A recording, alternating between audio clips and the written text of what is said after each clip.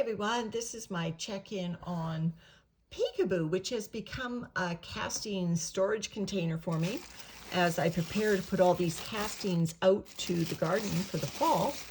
And I just left some worms in here, and I did a little bit of an experiment where I put some expired sprout seeds in here. I was trying to be clever. They all sprouted, so I had way too much greenery for the amount of worms in here.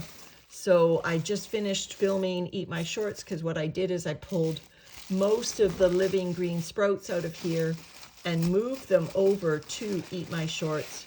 And I turned the remaining sprouts upside down in here, and I'm delighted not to come home. I guess I've come home to one sprout, or a couple of sprouts still living. I think this was endive. But let's turn this over.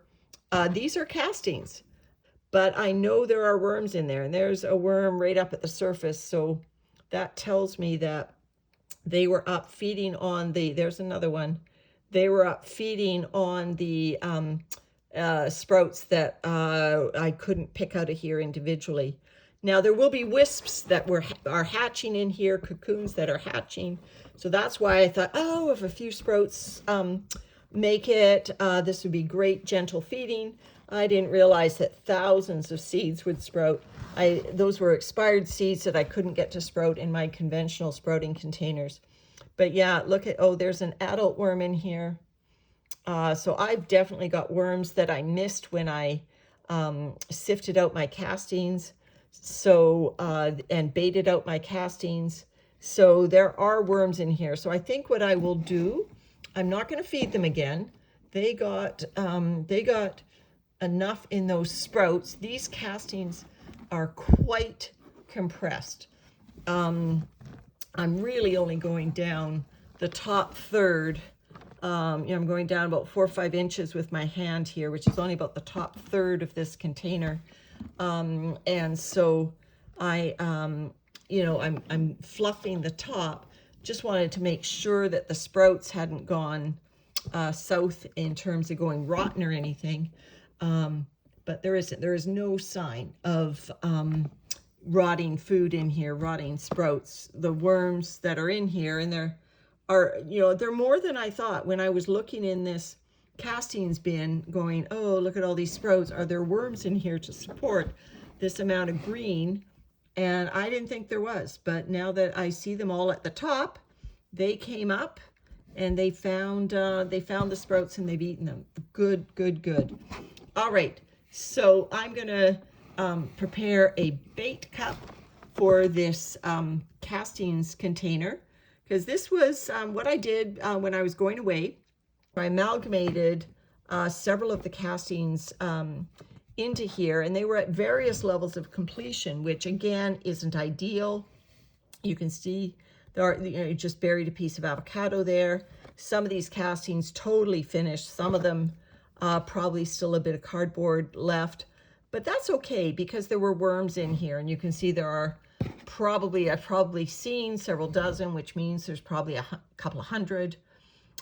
So they have just been acting like this is a little worm bin that is mostly finished, and that's okay because the moisture was retained for my entire absence. So, going away, if you've got castings that are drying out, probably a good idea to take steps to keep them moist, because if the castings dry out too much, the microbes at the minimum go inactive, and the material won't continue to be processed.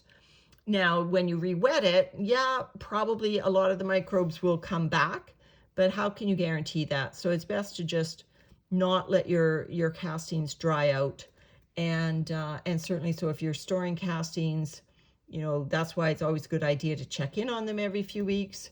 And I've just tried this system of actually amalgamating them into a deeper container, so that the moisture is retained even better. The downside with that is, as you just saw, it was very compressed.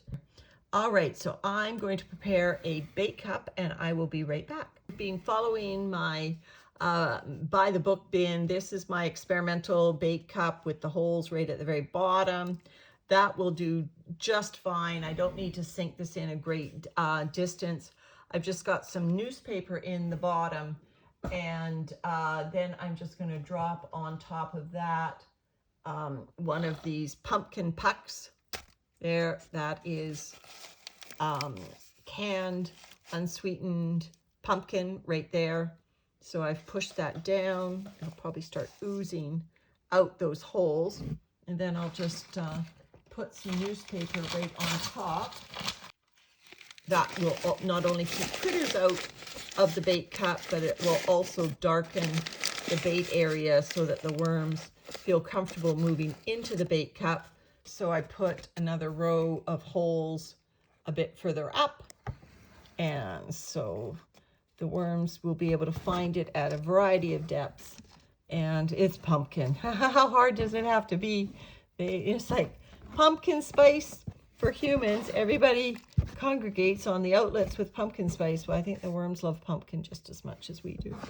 And off they will go. So this is my peekaboo. And now, but these castings are going to go out into our garden very, very shortly. So I want to bait the worms out. So that's it for peekaboo today. Bye, everyone.